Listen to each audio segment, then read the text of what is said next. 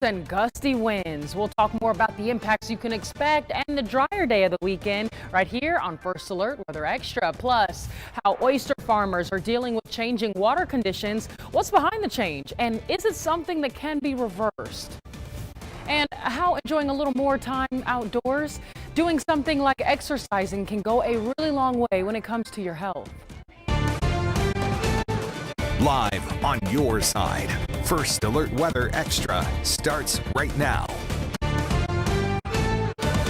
Well, happy Friday the 13th. Nothing scary about our forecast for your Friday evening. Honestly, it's the best forecast we're going to have through between now and the end of the weekend. We have a First Alert Weather Day Sunday for rain, storms, and even some gusty winds. But tonight we are dry. We'll hold on to a mostly clear night sky, a nice light wind out of the east. Temperatures will cool quickly until clouds increase early Saturday. But we'll see temperatures already in the 40s, closer to 9, 10, 11 o'clock tonight across parts of central Alabama. But that First Alert Weather Day Sunday is in effect because we could see a stronger storm in the forecast. The Storm Prediction Center earlier today issued a marginal risk, a level 1 out of 5. Along the Gulf Coast is where we're going to see the greatest chance for severe weather, but we can't rule out a stronger storm across our southern counties, especially for the impacts of gusty winds and hail. We're not seeing a major tornado threat. We'll keep our eyes on it and be sure to check in with us throughout the weekend. But it's all because of a upper level disturbance, an area of low pressure that's moving across the state of Alabama, and that's what's ramping up our rain and storm chances this weekend. But again, we are dry tonight. Clouds actually stay away through midnight, and they'll start to build in early Saturday morning. Here's 3 a.m., but we look dry at that point with better rain chances after 3 o'clock. Look at 6 o'clock. A few light showers are possible. If you're getting an early start to your Saturday, I certainly recommend the umbrella and the rain jacket. But around lunchtime, many parts of the area may be dry. Still very cloudy, though. It's going to be a gloomy day overall, maybe a few breaks in the clouds, but by the time we hit your Saturday evening, those rain chances ramp back up. And we'll see higher rain chances and possible storms during the day on Sunday. So this is a look at Sunday, 5 a.m. I also want to give you the first alert for a chilly start tomorrow morning. Some areas could start off in the 30s, so definitely have a jacket for your Valentine's Day. And then this is another look at Sunday morning, though. Now, Sunday, 5 a.m., temperatures will be a lot milder with the rain, storms, and also those clouds. Periods of heavy rainfall will be likely at times, and we're talking about nearing 2 inches on the higher end for rainfall totals. And then on the lower end, at least a quarter, 3/4 of an inch. But here we are at 12 o'clock Sunday. This is when that area of low pressure really begins to move across central Alabama. And that's the time frame that we need to watch for some development of a stronger storm, maybe some gusty winds, and we can't rule out some small hail. But for your Valentine's Day, you don't need to cancel the plans. Honestly, tonight would be the best time to make those plans, but maybe you already had them booked for tomorrow. Go ahead with them. It's not going to be a washout of a day. You can look cute, bring out a cute umbrella or maybe a rain jacket, and definitely something warm for the early morning and late evening hours. 7 a.m., 40s, slight chance of rain. Those rain chances taper off late afternoon and into your early evening. Highs tomorrow could still reach mid to upper 60s and maybe even a few spots in the low 70s. So not a bad day overall. It's going to be quite decent. A few showers on Valentine's Day. I want to give you the first alert for rain being likely on Sunday and can't rule out a few thunderstorms, and a first alert for drier and an increase in temperatures heading into next week. We're actually trending a little bit warmer. We'll take a full look at that 10-day forecast and talk about when you can expect cold air to move back in right here in 30 seconds.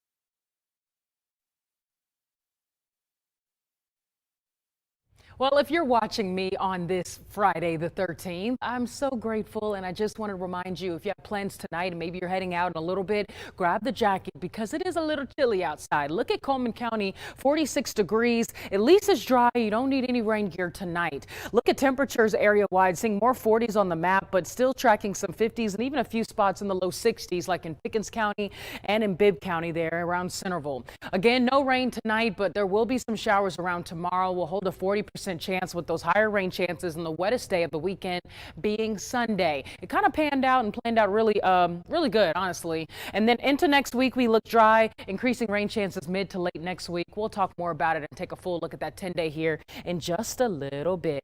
As if you needed another reason to go outside and enjoy today's beautiful weather, wish I had more time to enjoy it. I do want to talk about this because even small amounts of daily movement can have a big impact on your health. Researchers looked at what happens when people move just a little more each day. Data was analyzed from studies that followed tens of thousands of people in the U.S., like Norway, Sweden, and in the U.K. Researchers found that adding just 5 minutes of moderate to vigorous daily activity could prevent up to 10% of all deaths across the population. The findings reinforce other research that makes a strong link between physical activity and a longer, healthier life. For more than 100 years, oysters have been farmed on California's central coast. But there's an impending danger, putting the multi-million-dollar industry in jeopardy. Vivian Rennie takes an in-depth look at how oyster farmers are tackling the challenges of the future.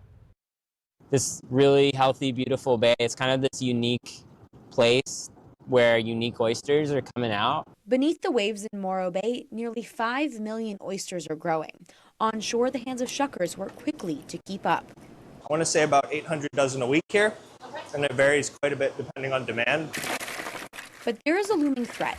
Changing climate conditions are putting aquaculture at risk. Temperature, pH being the big one, like ocean acidification. These are all things that we're very aware of. Just inland at Cal Poly, researchers at the Center for Coastal and Marine Science are on the case. I visited Emily Bachman's research lab to learn more. Unfortunately, we have a really robust documentation of seawater pH decreasing with time, and this is associated with the rise in atmospheric CO2. Picture it like this. With more CO2 in our air, more of it hits the water, where it dissolves and creates an acid. That lowers the pH. So this idea that seawater pH is decreasing with time, and the idea that low pH creates an environment that may be harder for oysters to grow their shells. The start of an oyster's life is the most vulnerable. Ocean acidification has made it harder for hatcheries because it's at that point when the babies are really babies that they have trouble forming their shells. At the floating upwelling system, or FLEPSI, oyster seeds grow from just millimeters to the size of a quarter before they're put into the bay. The good news for these farmers: We have really strong shells here. That's one of the, advantages of our water here. It's not something we deal with too much with brittle shells, so they generally tend to do pretty well. water coming into the bay from Choro Creek carries compounds that neutralize the acid. Fortunately, what they've seen, at least here, is it seems like the creek influx is buffering the bay a little bit. It adds different carbonate, helping prevent that acidification from taking place. Despite limited losses in Morro Bay, hatcheries across the West Coast are struggling. I did hear of a hatchery having a big problem with it in Oregon, near where I'm from originally. While the impacts aren't being felt here just yet, widespread acidification is expected within the next century.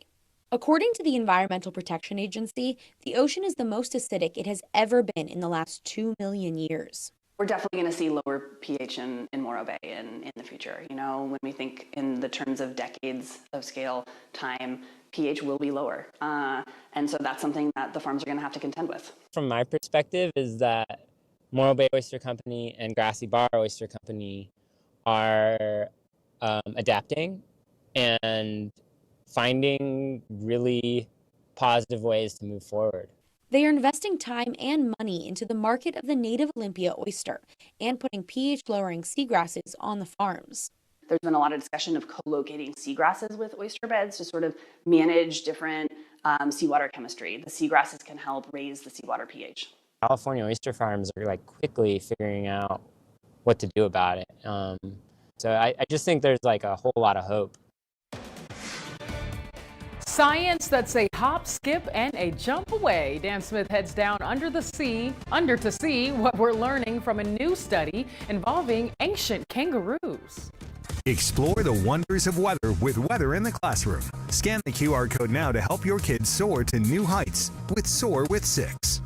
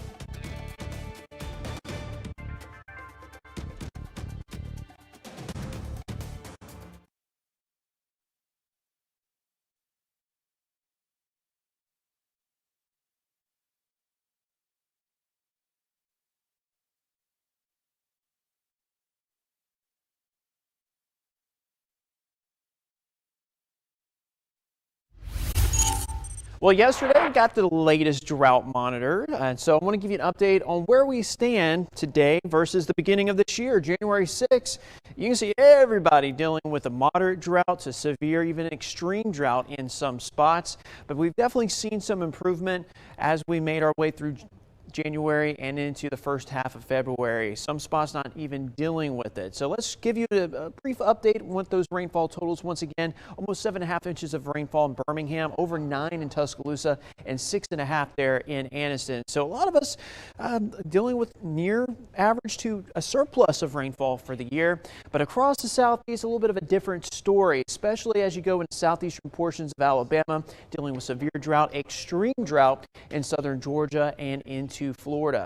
So let's get closer to home and show you where we're in good shape. No drought concerns once again for parts of Jefferson County up towards Aniana.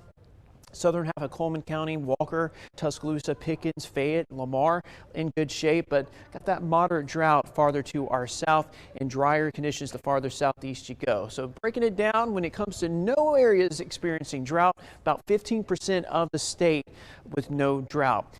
85% of Alabama, though, abnormally dry, and out of that 85%, 53% dealing with the moderate drought. Severe drought at 27%, and that extreme drought in red, mainly southeastern portions of the state, just 6%. And then, thankfully, no one experiencing exceptional drought conditions. So as we make our way into the second half of February into March, these are typically some of our wettest months of the year. In fact, March is the wettest month of the year. So the odds are very likely as we get towards spring, we'll have several opportunities for rain. But for now, we're in good shape. And of course, we'll have more rain on the way as we make our way into the weekend.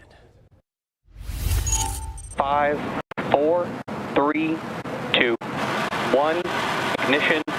And liftoff. Go Falcon, go Dragon, and Godspeed Crew 12. Wow, that's what it was like at Cape Canaveral, Florida earlier this morning. A SpaceX crew is now headed to the International Space Station. The mission brings the orbiting laboratory back to full staff after a month of operating with a skeleton crew. The International Space Station has been operating with 3 people on board since mid-January. That's well below the 7-person staff the space agency desires. That is so cool.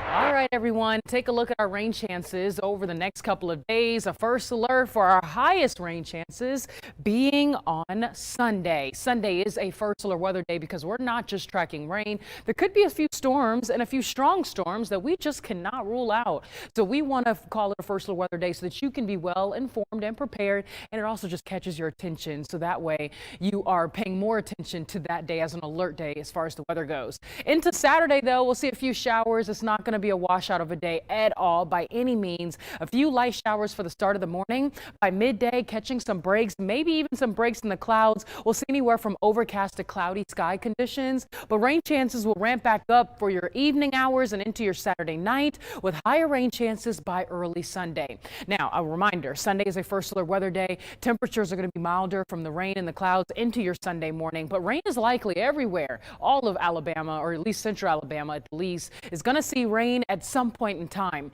The heaviest rainfall will move through early morning. We'll catch some breaks during the afternoon, but we could see a few thunderstorms trying to develop by late afternoon, depending on where that area of low pressure really sets up at. That's going to cause a stronger updraft, and we could see some hail producers, definitely some gusty winds, but widespread, our main impacts will be the heavy rain and the gusty winds as that system tracks to the east across the state. But Sunday night, we look dry, and we get a nice reprieve in the weather into early next week, into early next week. Look at Monday. Mild start, 40s, 50s, may need a sweater or jacket, but highs in the upper 60s. And then we reach Tuesday. Tuesday morning looks pretty chilly as some of that cooler air begins to settle in. We could see some low to mid 40s on the map, 45 in Coleman, right around 41 in Etowah, 43 in Cherokee County. And then we see decent temperatures for the afternoon. I mean, 72. I mean, come on now. This is spring type weather into next week. Look at Wednesday. Wednesday afternoon is going to be great.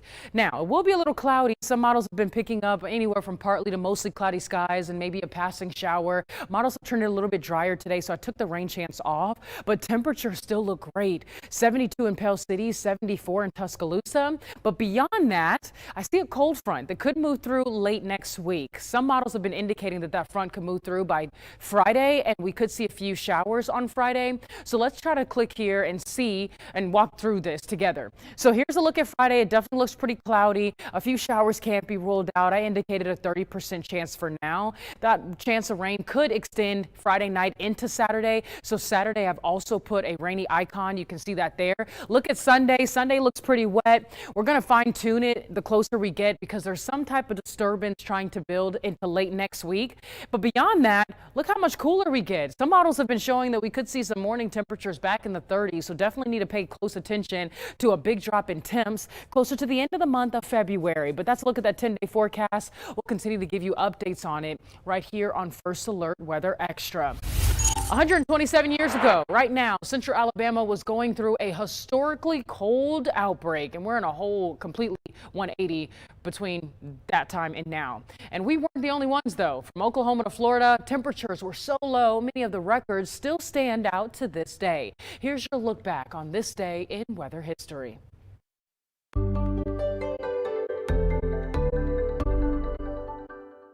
The Great Arctic Outbreak of 1899 produced sub-zero temperatures across much of the United States, and on the mornings of February 12th and 13th, record lows were set that still stand today across many locations across the southern United States. Some of those records include 8 below zero in Dallas, 17 below zero in Oklahoma City, 10 below zero in Birmingham, Alabama, and 9 below zero in Atlanta. Tallahassee, Florida dropped down to 2 below zero, which still holds the record for the all-time coldest temperature set in the state of Florida. These record-setting temperatures caused millions of dollars in agricultural loss and led Florida citrus growers to relocate many orange groves further south in an attempt to avoid devastating freezes like this.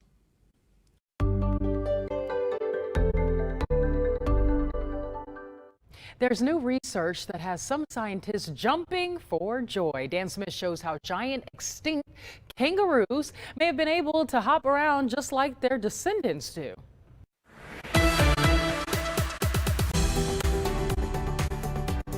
If there are two things you picture when you hear the word kangaroo, chances are it's either a mama with a joey in her pouch or their propensity to hop across the outback. It's daunting enough these spring-loaded animals are about the same size and weight as humans, but their ancestors were even larger and closer to our timeline than you might expect, as Megan Jones at the University of Manchester explains. Giant kangaroos were actually around shockingly recently. The extinction was around 40 to 50,000 years ago. They're from the Pleistocene, so essentially the Ice Age, although obviously it wasn't super icy in Australia at the time. That time frame means these massive marsupials actually overlapped with humans for a while, and Jones says it's a delicate enough balance for their modern-day counterparts to hop at all. They're actually really walking this tightrope almost when it comes to the safety of their bones and their tendons in their hind limbs, much closer to a level of stress that's going to break those than most animals do. Previous studies have theorized the ancient versions may have been too big to hop, given they may have weighed as much as a grand piano. We've recently explored how T-Rex leg bones have been used to infer body mass, and it's a similar load-bearing thought exercise at play here. What would happen if you made that kangaroo larger and larger, and at what point would they start breaking? In this case, it was the Achilles tendon that they predicted to break first. Early estimates put the hopping limit of these extinct species around 140 to 160 kilograms, yet some of those roos topped out around 250. The problem was those earlier studies simply scaled up today's kangaroos to match their ancestors without accounting for the actual proportions of the bones changing as well. Jones's team did just that, analyzing 40 extinct specimens and about 100 living ones, focusing on their metatarsal bones since they'd be the most likely to break under bending loads. The calcaneum or heel bone also had to house a tendon wide enough to take on those hopping forces, and wouldn't you know it, the heel bone's where the Achilles tendon inserts. It's shorter and it's broader in the giant kangaroos compared to what you would expect in today's kangaroos. That means it's not necessarily going to break that larger tendon if it tries to hop. Jones says while this study shows it's mechanically possible for these boomers to have bounded around, it's not definitive proof that they did. It's perfectly possible that it wasn't physically impossible for them to do it, but they chose not to because it wasn't a particularly useful gait for them. Hopping may not have been their preferred mode of locomotion, opting perhaps to walk on all fours or use their tails to even greater effect than modern kangaroos already do for balance.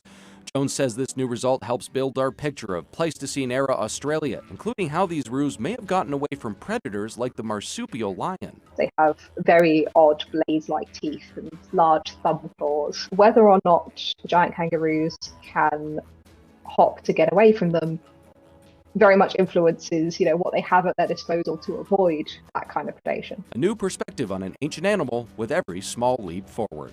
For this week's Moment of Science, I'm Dan Smith. Teachers, promote literacy in your class by scheduling a book reading with WBRC. Scan the QR code now to help your kids soar to new heights with Soar with 6.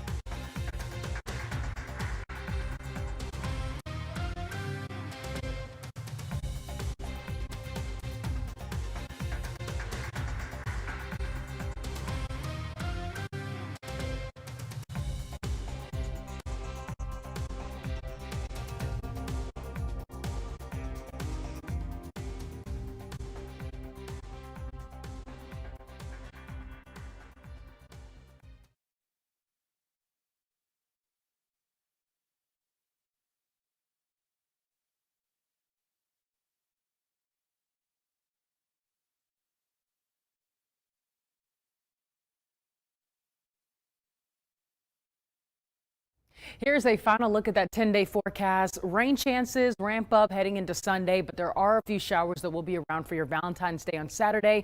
Looking dry and warmer into next week with rain chances ramping back up possibly by next weekend. And then after that, some cooler temperatures. We'll give you updates though. Just stay with us. But I do want to take a look at some of our viewer photos. This is one that was taken out in Double Springs. Joe Martin sent that photo in to us through the First Alert weather app. And we have another sunrise. Actually, we went from sunrise to now a sunset. Here's a look at a recent sunset in Jemison. Thanks to Brian Stevens for sending this photo in.